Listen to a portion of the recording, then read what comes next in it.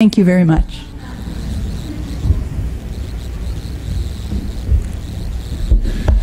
But in the meantime, just park yourself right there.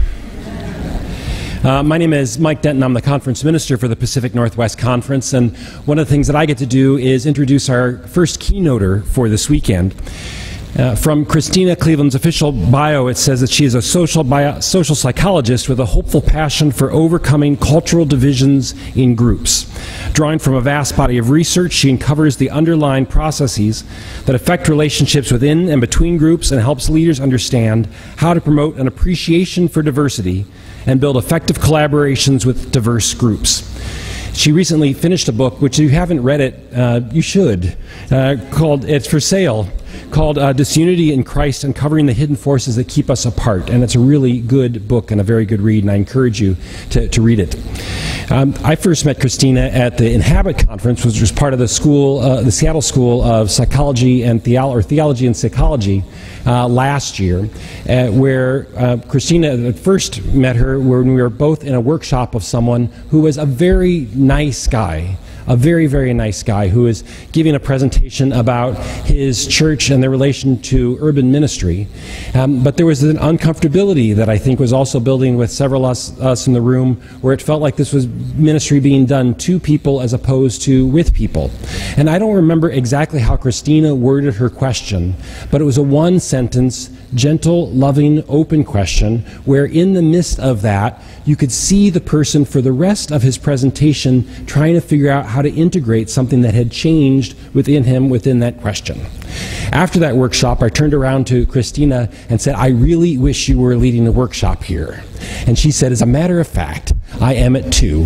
What I didn't tell her is that I was only planning on staying until 2. But I went, and I'm so happy I did. I'm also so happy that you get to hear why I think this is such a good thing.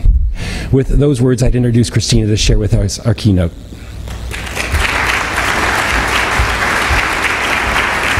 Thank you. Thank you. Oh, that's very sweet and kind. Thank you. Ironically, that guy is now afraid of me. He's like, that's the woman who asks tough questions. I don't know.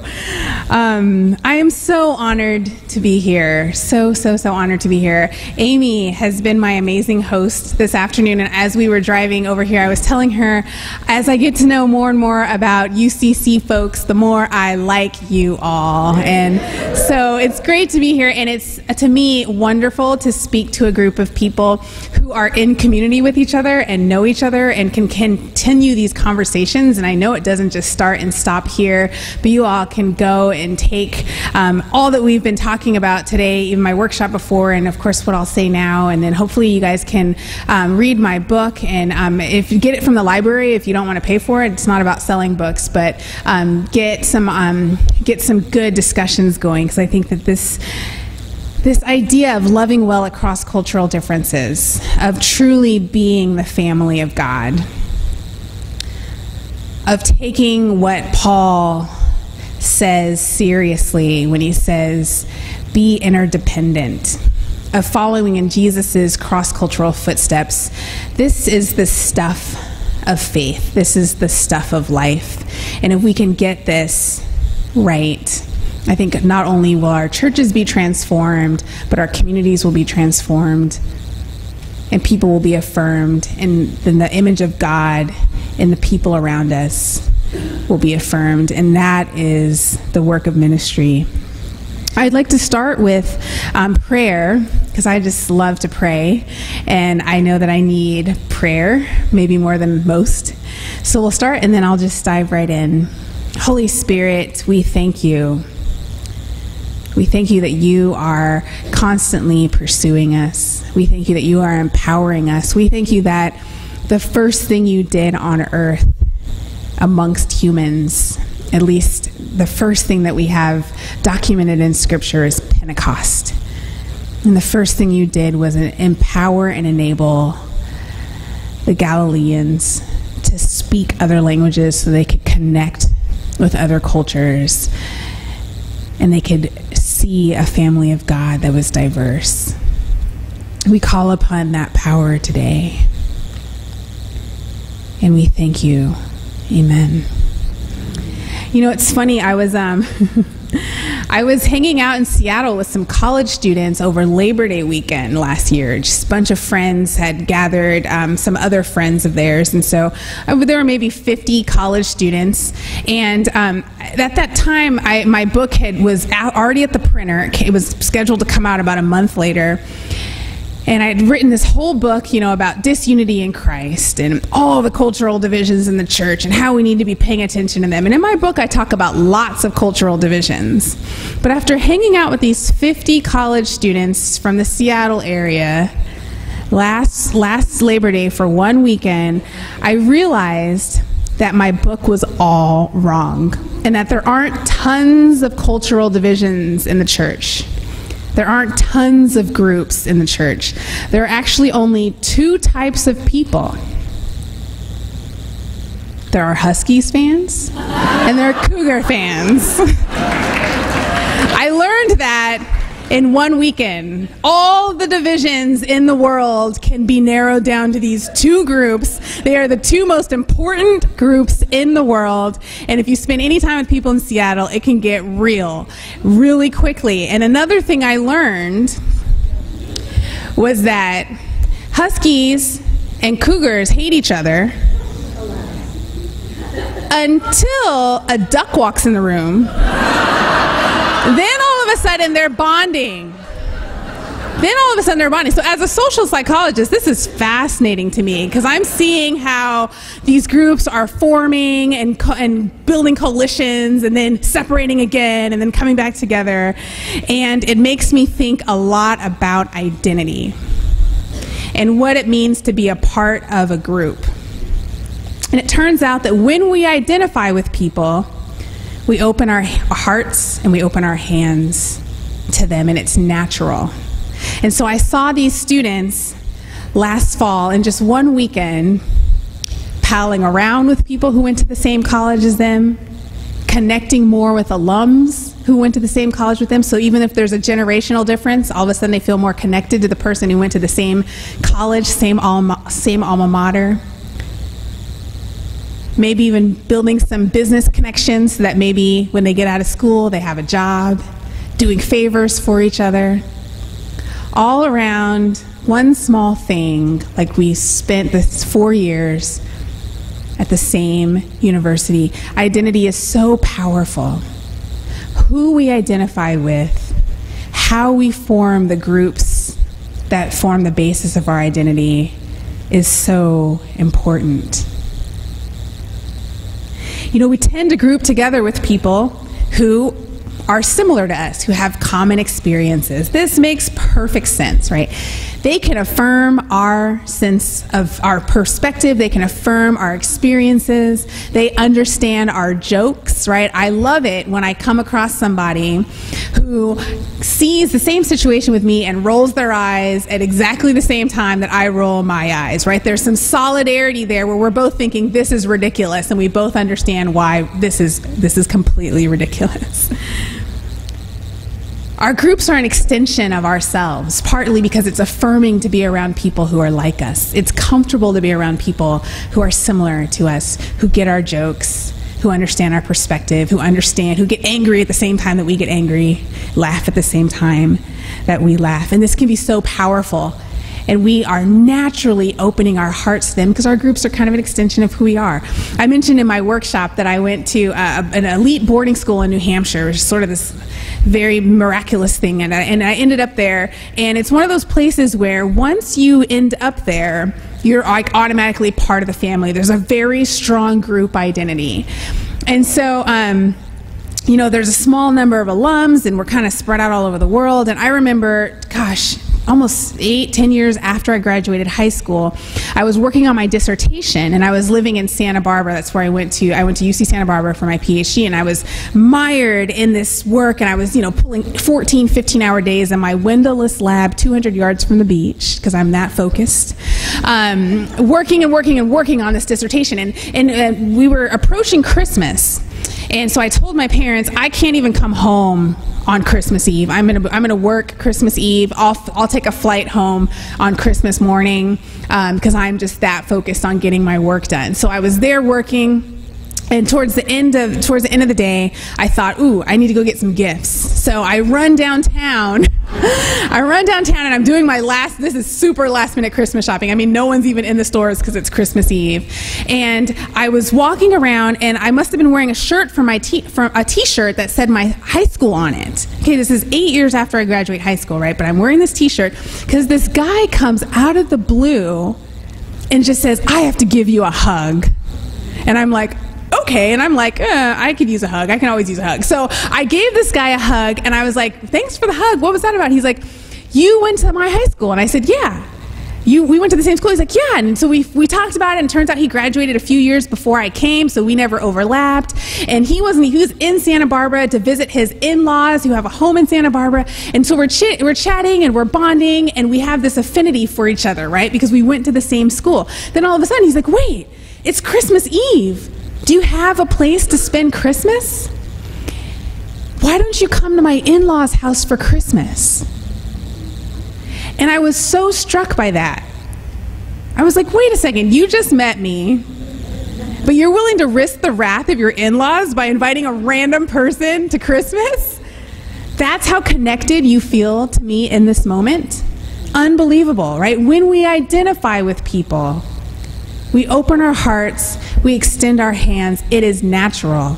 When we identify with people, loving them is the same thing as loving us, loving ourselves. When we identify with people, their stories become our stories. Their problems become our problems.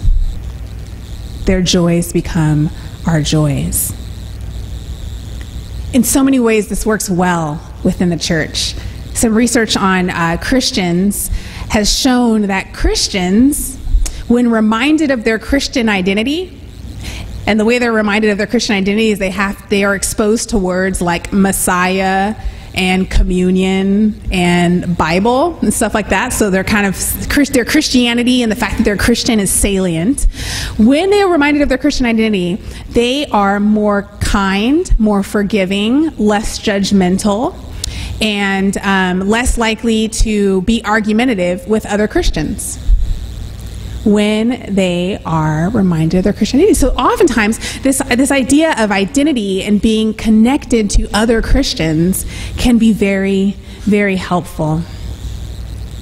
And this is good because in Philippians 2, 1 through 3, which I'll read to you, Paul's calling us to identify with each other. He says, if you find any comfort from being in the anointed, if his love brings you some encouragement, if you experience true companionship with the Spirit, if his tenderness and mercy fill your heart, then brothers and sisters, here is one thing that would complete my joy. Come together as one in spirit and mind and purpose, sharing in the same love. Don't let selfishness and prideful agendas take over. Embrace true humility and lift your heads to extend love to others. Get beyond yourselves in protecting your own interests. Be sincere and secure your neighbor's interests first. Paul is brilliant on so many levels, but in this particular passage, he very subtly references the Trinity because he talks about the love of God, the love of the Spirit, and also the love of the anointed, who's Jesus. And so he's referencing the perichoresis of the Trinity, the interpenetration, the interdependence, the mutual indwelling, this connection that they have with each other, such that their identities only make sense in relation to each other. This great, intense interconnectedness that somehow doesn't turn into codependence, which I think is the miracle of it all. And he's referencing that and saying, if you truly connect with that love, that interdependent love, then the outcome of that would be you would be one of mind and spirit, of one mind and spirit and purpose, sharing in the same love. You know, Paul was talking to the Philippian church which was an incredibly diverse church. A lot of historians believe that it was the most diverse of the early churches. And even within just the leadership of that church, you see racial diversity, because back in those days, race was determined by whether you were slave or free. So there were actually slaves who were in the leadership and also free people who were in the leadership of that church, and male and female. There were women and men in the leadership, and also class. There were people, there was like the Philippian jailer was one of the leaders, but there were also merchant women who were very wealthy who were leaders in this church. And that diversity, that race, gender, class diversity was reflected throughout the entire church. So when Paul was telling them to be of one mind and spirit and purpose, he knew exactly who he was talking to. He knew that he was talking to a church of vast diversity. And yet he still said, if you truly know the love of the Trinity, then you will love each other and be of one in mind and purpose and spirit. And we often think that being one in mind and purpose and spirit means that we all have to agree. And I don't think that's what Paul's saying at all. I think what Paul's saying when he says be of one mind is that we need to share brain space. We need to get inside each other's heads. I need to know what it's like to be you, what's hard about being you, what you face in our society just by being you. And you need to know what it's like to be me and what I face and the joys of being a black woman in our society and the challenges of being a black woman in our society.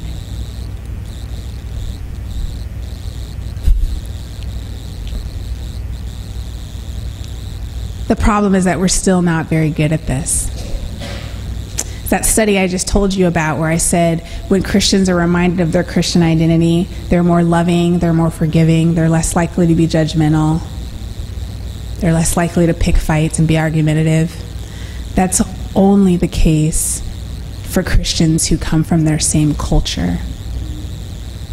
When they're asked to interact with Christians who are different than them, they are actually more judgmental, less forgiving, more bitter, more likely to pick arguments. We have a hard time with this concept of unity across cultural lines.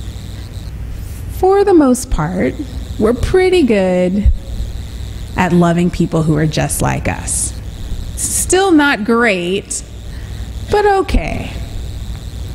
It's when we have to interact with people who are different than us that we tend to have a difficult time. We tend to, one of the reasons why the researchers, as they're trying to make sense of this data, right? Why is it that when you're reminded of your Christian identity, you can easily love Christians who are like you, but you have a really hard time loving Christians who are dislike you? And they as they dug deeper, they recognized that Christians tend to identify most with the Christians who are just like them. When they have an idea, a schema, a mental representation of who a Christian is, it's someone who looks and acts and thinks and worships just like them. And so when they're interacting with a Christian who's different than that, that person's not even categorized as a Christian. That person's the other. And so it's okay to treat them poorly. And this usually comes down to, why is it that when we think of Christians, we think of people who are just like us? Why is it that our mental representation of Christians is people who are, for the most part, just like us? Well, it's because those are the Christians that we spend the most time with. Nowadays, scholars are calling the way that we do church Burger King Christianity. Obviously, that's pejorative. That's not cool, right? So the idea is that churches have become less and less diverse over the years, and some political scientists did a great study that came out in 2010 that showed this, because churches used to be parish churches. Churches used to be rooted in communities, and so to the extent that the community was diverse along class, race, political orientation, etc., then the church was diverse because people just went to their local church. But now we church shop, right? We have a more consumeristic approach to going to church. And so we will drive past 20 other churches to find the one that has the pastor who is the most like us and has the congregation that's the most like us. And so we tend to spend the vast majority of our lives as people of faith with people who, for the most part, are just like us. So when someone says, think Christians, who are we thinking? We're thinking not the diverse family of God, but the people in our congregation who are more like us than dislike us. The problem is, if we don't do life together, we can't be of one mind. If we don't actually know what's going on in other people's lives, it's hard to be of one mind. In my workshop, I very briefly mentioned the sort of uproar that happened last summer with Trayvon Martin and George Zimmerman. And what's interesting is that as is typical in the United States, whenever a highly racialized current event comes up, the attitudes vary along racial lines. And so Gallup poll did this study where they asked whites and blacks and also other people of color, do you think George Zimmerman should be acquitted or not? And more often than not, the vast majority of white people thought, yes, he should be acquitted. And then the vast majority of black people said, no, he should not be acquitted, he's guilty. And so you see this fractured consciousness in America along racial lines. This happens all the time, right? I mean, this happened with Rodney King, and it just happens regularly. Another research company wanted to see if that fractured consciousness also existed amongst Christians. And so they asked Christians, black and white Christians, the same question, and they found the exact same results. White Christians, for the most part, thought that George Zimmerman was innocent, and black Christians, for the most part, thought that George Zimmerman was guilty. We're not sharing a lot of brain space, because anyone who's spent time with a black man in our society knows that they are hunted. My brother is a graduate student at Yale Divinity School, and I was telling him about this, some research that's been done on attitudes towards black men, and he actually laughed when I told him the findings, because he said, why would anyone even bother to do that study? Anyone who talks to a black man knows that there are strong biases in our culture. This particular study is chilling, actually.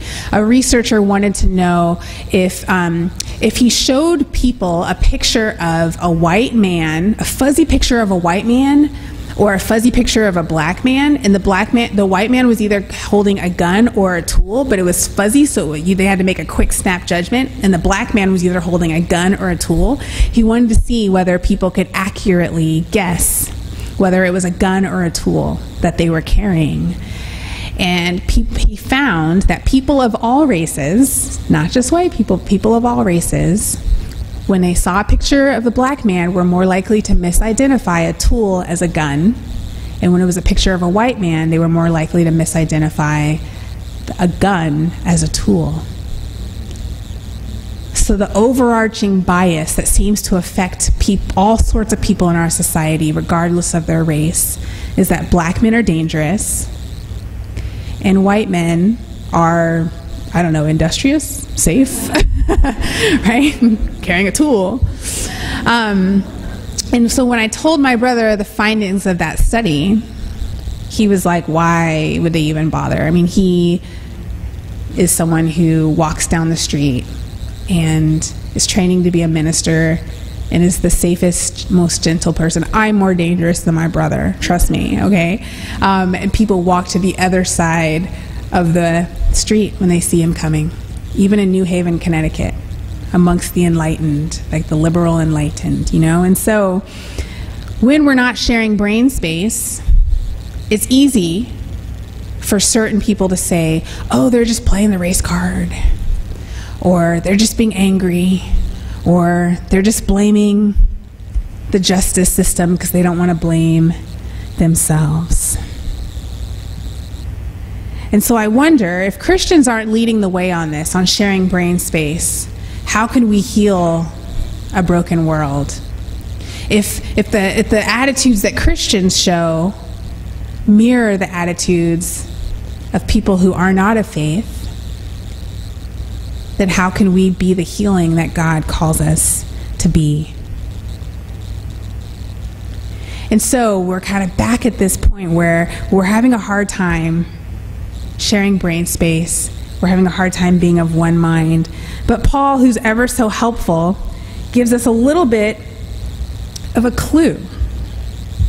He says, yes, you need to expand your understanding of us, what it means to be us, so we can all share brain space. We can be of one, of mind and spirit. And he kind of alerts us to a possible problem area that might prevent us from doing this. A problem area that might make it hard for us to go out of our way to see what it's like to be in someone else's shoes. And he says this in the third verse. Don't let selfishness and prideful agendas take over. Embrace true humility and lift your heads to extend love to others. Get beyond yourselves in protecting your own interests. Be sincere and secure your neighbor's interests first.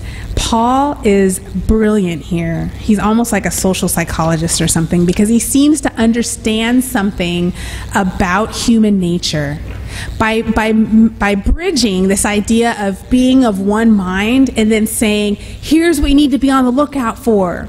Be on the lookout for your sense of self, your prideful agendas, your selfishness.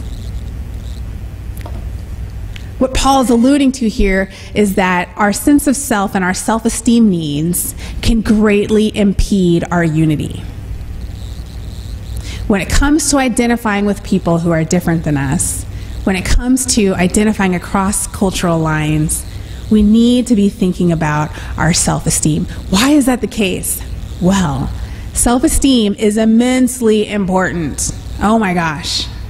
There's no agreement amongst social psychologists in terms of what it actually is. Actually, there are two faculty at the University of Washington who violently disagree with each other on this. One thinks that self-esteem is how you feel about yourself, so it's emotional. The other one thinks self-esteem is what you think about yourself, so it's cognitive. And they actually fight in the literature about this, and they've made careers over this disagreement. So we don't really know what it is exactly, but it seems to be immensely important. It seems to be worth fighting for, because we fight for it. And Abraham Maslow, who's a humanist psychologist, who you might have, if you took Psych 1, you probably remember his hierarchy of needs. He would argue that without self-esteem, you can't actually succeed in life, right? I mean, so it seems to be the building block. It seems to be this important building block for that we need in order to be adaptive human beings.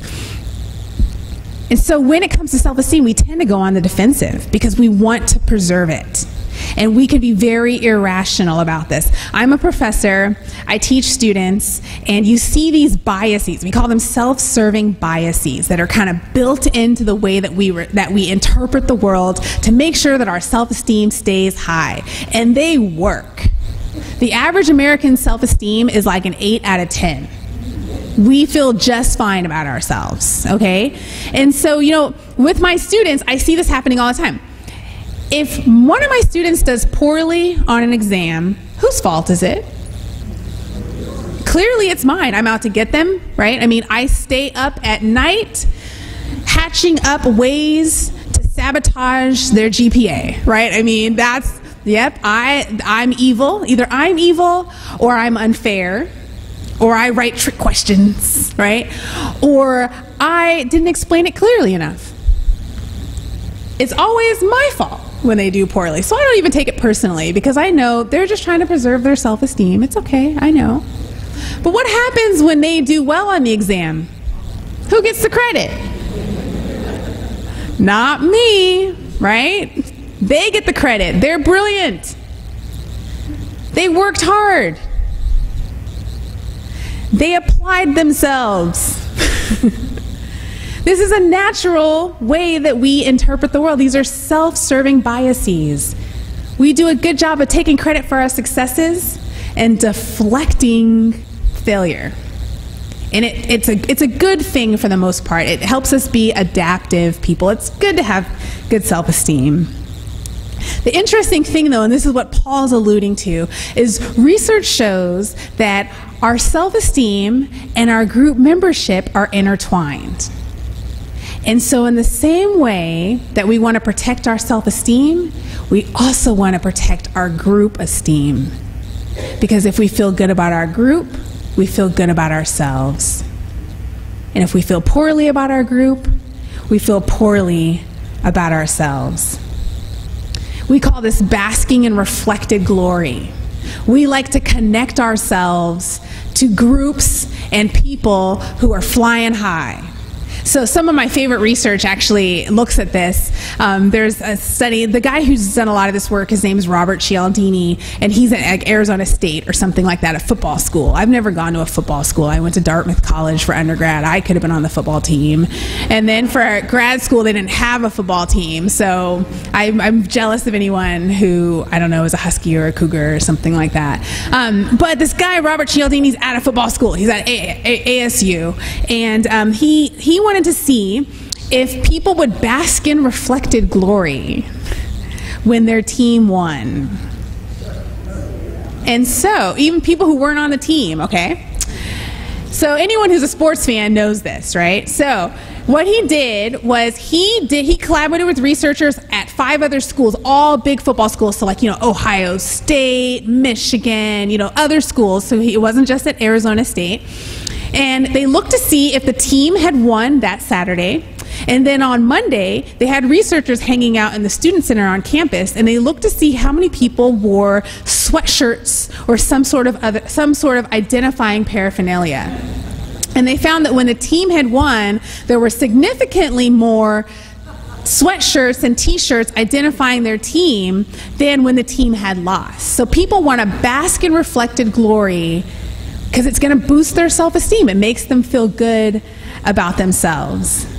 And then he took it one step further, because that was like a correlational study. And if you know anything about research, like, we want to have experimental studies so we can really show causation, right? And so he did another study where he gave students a bogus IQ test. Now, I love social psychology because you can use deception and you can get away with it. So as a pastor's kid, I'm like, finally, I get to lie, and it's a good thing, right? So that's one of the things I love about my research too, is I get to use deception, and as long as you justify it, it's okay.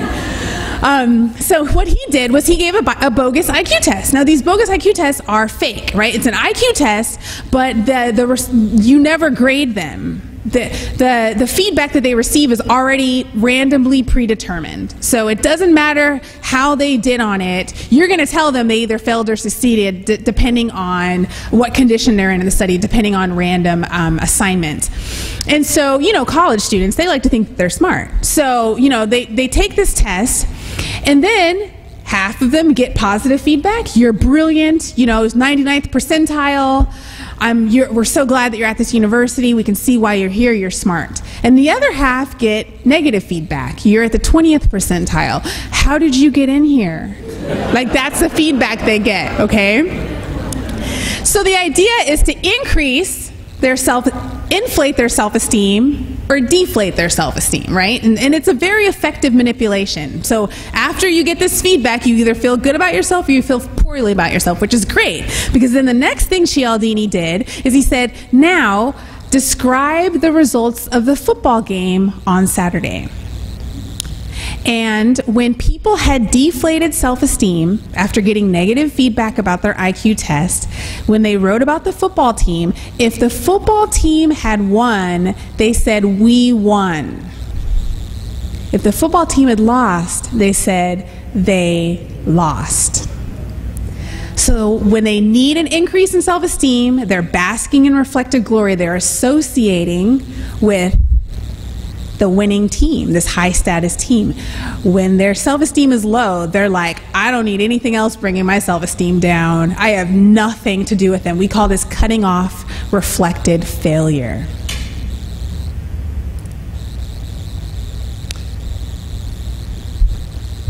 This research makes me think about church groups.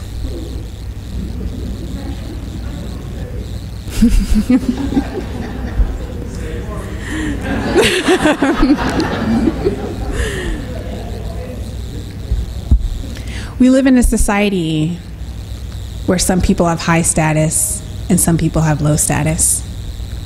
We live in a society where some aspects, some parts of the family of God are seen as normal and acceptable, and some parts of the family of God are seen as crazy or stupid or ignorant or hateful. And the thing about basking in reflected glory and cutting off reflected failure is that you get to decide who you identify with. And if you're only thinking about your self-esteem needs, what feels good for you, you can easily connect when you want to, and also step away when you don't want to. You can guard your group membership. You can say, well, I'm not really connected to those Christians. Don't group me with them. Or you can say, oh yes, that's my group, that's my people, when it feels good. But oftentimes, we can't just easily choose our groups. Some groups have memberships that are not easily entered and exited. And so what do we do then? If we can't just easily cut off reflected failure or bask in reflected glory, we can boost our self-esteem. We can make ourselves feel good about ourselves by derogating another group. And so you see this a lot in churches. If someone came to me and said, hey, I have low self-esteem, what should I do? What's the fastest, easiest, quickest way to boost my self-esteem? Guaranteed, I would say, here's what you need to do. You need to find someone else from a group that you're not a part of, and you need to derogate them. And you will feel better magically right away. One study that's very just challenging to think about wanted to see if actually derogating another group member would boost people's self-esteem. And so they took students at Williams College, which is actually a very prestigious liberal arts college where students really, really, really do like to think of themselves as smart. And they gave them the bogus IQ test. And they gave them the feedback. So half the students were told that they were brilliant, half the students were told that they were stupid. And then they said, we're going to completely change gears and do an entirely different study here, which always means it's exactly the same study, but we're just telling you that, okay? And so they said, from now on, this new study is looking at how people evaluate resumes and job applicants. And so we're going to give you a resume of a woman, and all the people in the study were identified as women and identified as Christian, okay? And so they have a group here, an in-group. And they said, here, we're going to give you this resume, and we're going to give you the job description, and we're going to show you a picture of the applicant. And all we want you to do is evaluate this person, whether you think that their qualifications meet the job qualifications, whether you would hire them, and also a couple personal questions, like, do you think that they're attractive people just interpersonally? Like, would you want to be their friend? Would you mind getting a cup of coffee with them? Do they seem like interesting people? And so what they did was they, again, had women whose self-esteem had just been deflated or self-esteem that was doing fine, and they gave them each a resume with a picture. Half the people got a resume and a picture that had a picture of a woman who looked Christian in the sense that she was white. She had a Christian name, kind of like a Catholic name, and she had a cross around her neck in the picture. So, she's Christian, right? She's part of our group. And then they gave the other half of the people in the study the exact same resume. They just changed the name and the exact same picture, but instead of a cross, the woman had a Star of David around her neck. So this is a Jewish woman. That's the only thing they varied. And then they asked the people in the study to evaluate these women. The women whose self-esteem was high evaluated the Jewish woman and the Christian woman equally. She's qualified, she seems like a smart person, I would be friends with her, she seems great. But the people who had low self-esteem showed very different pattern. The people who had low self-esteem, who were asked to evaluate the Christian woman, said, she seems great. She's qualified. She'd be great. I would want to be her friend. The people who were asked to evaluate the Jewish woman said, she's not qualified. She doesn't seem like she'd be great at this job. On top of it, interpersonally, she doesn't even seem that interesting. She doesn't seem that cool. No, I wouldn't really want to spend the time getting coffee with her. It's pretty amazing, just the difference there, based on their self-esteem. And then they look to see, did this in fact boost their self-esteem? Did it work, right? I mean, if you derogate someone, is it worth it? Does it work? And they found that the women who had derogated the Jewish woman showed the largest increase in self-esteem, and actually their self-esteem was higher afterwards than it was even before the study. So they got even just a little bump from it, from derogating. And what's fascinating is if you go and you read the raw data and the comments that these women were making about this Jewish woman, there was nothing blatantly racist, right? There was nothing like, oh, we should torch her temple, or like get rid of all the kosher food in the cafeteria. You know, like it wasn't anything that we would see as like, wow, that's hateful, hurtful language. It was these very subtle derogations. She doesn't seem that cool. She doesn't seem that interesting. I don't think she's as smart as everyone else here. That's all it takes. It's one little teeny tiny comment. We social psychologists think about those little teeny tiny comments as infrahumanization. It's a form of dehumanization that doesn't look like dehumanization. And we do this by making little subtle comments about other groups that aren't even about the other group. They're about us, but the implication is that they're about the other group. So for example, a way of infrahumanizing is to say, we are going to ascribe ourselves uniquely human characteristics like intelligence.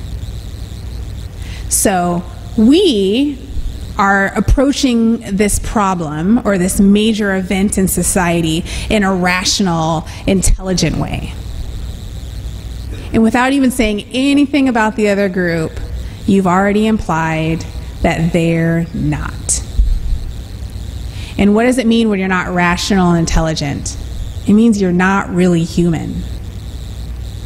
Because higher order cognitive processing is something that distinguishes humans from other animals. And so in this very subtle way, by ascribing these uniquely human characteristics to us, we're implying that they're less human than we are, and our self-esteem gets a little bit higher and we don't even know it. Another example that's been shown in the research is when we ascribe some of the secondary emotions to our group but not to theirs. So secondary emotions are like guilt and shame, for example. I would feel guilty if I did that. The implication being they don't feel guilty. What does it mean if you don't feel guilt? You're like a sociopath. Right? I mean, it's like we don't say that. We don't say that I think that person's a sociopath, but the implication is that we're saying that. I hear this one all the time. If I were them, I would feel a lot more shame about being on welfare.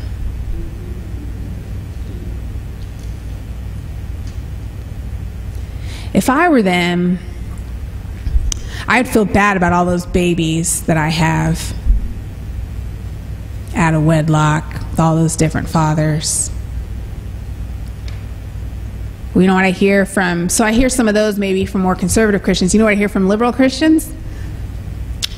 I don't know how they live in that big house. I'd feel guilty if I had all that money.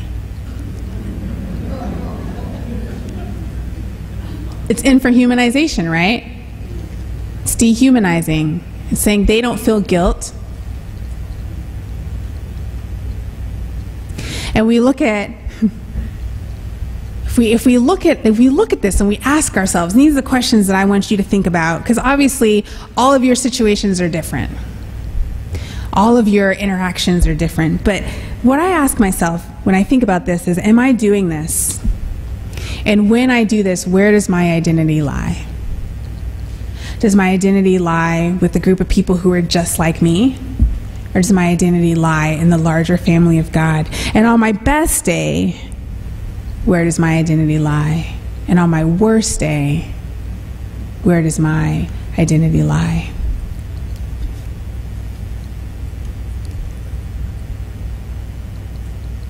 I think that, if we're going to live this life that Paul's calling us to, which I think is absolutely possible, and I think that we're empowered by the Holy Spirit to do it, that we have to think about the selfishness and the prideful agendas. We have to think about how our self-esteem plays a role in our interactions with other people. When are we most motivated to think about ourselves as us versus them? And when are we less motivated? And what are the things, the thoughts and the behaviors that we can do to decrease the likelihood that we have this attitude towards each other? In my book, I talk briefly about this idea of self-affirmation. What would it look like for us to interact with each other, not out of self-esteem deficits, but out of self-esteem overflow? And there's all this wonderful research that shows that if you take time to affirm the things that are important to you, to affirm your identity in the family of God, to affirm your relationship with other people, then a lot of these effects go away. But it takes time and it takes effort. But I think that's what Paul's calling us to do. He says, don't let selfishness and prideful agendas take over. Embrace true humility and lift your heads to extend love to others. Get beyond yourselves and protecting your own interests. Be sincere and secure your neighbor's interests first. Let me pray. God, I thank you for this time, and I thank you for showing us a little bit about how our own sense of self can play a role in how we see others and how we interact with others.